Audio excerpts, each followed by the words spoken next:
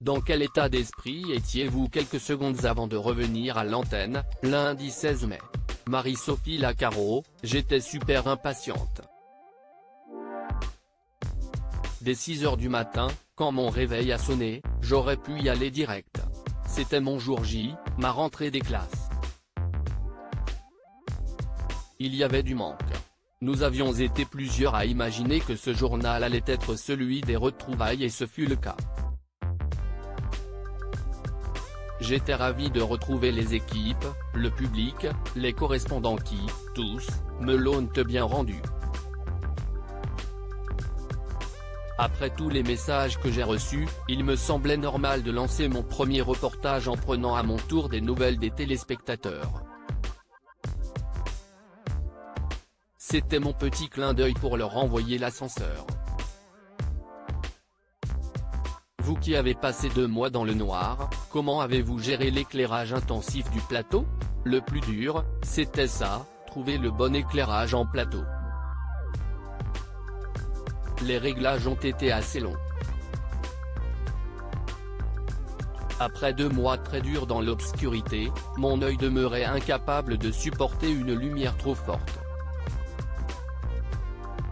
Lors des 10 jours qui ont précédé mon retour, nous avons fait des essais progressivement. Lorsque nous avons trouvé une intensité de lumière à la fois satisfaisante pour l'image et acceptable pour mon œil, j'ai su que j'allais enfin pouvoir sortir du tunnel. Si vous deviez transmettre un seul message sur cette maladie, la kératite amibienne, quel serait-il? Continuez à porter des lentilles, mais surtout, ne relâchez pas votre vigilance. Continuez à observer les conseils que l'on vous a donnés au début, on ne se douche pas avec ses lentilles de contact, on ne rince pas son étui à l'eau sans le souiller. La moindre goutte peut laisser passer des parasites qui peuvent s'accrocher au verre et pénétrer la cornée.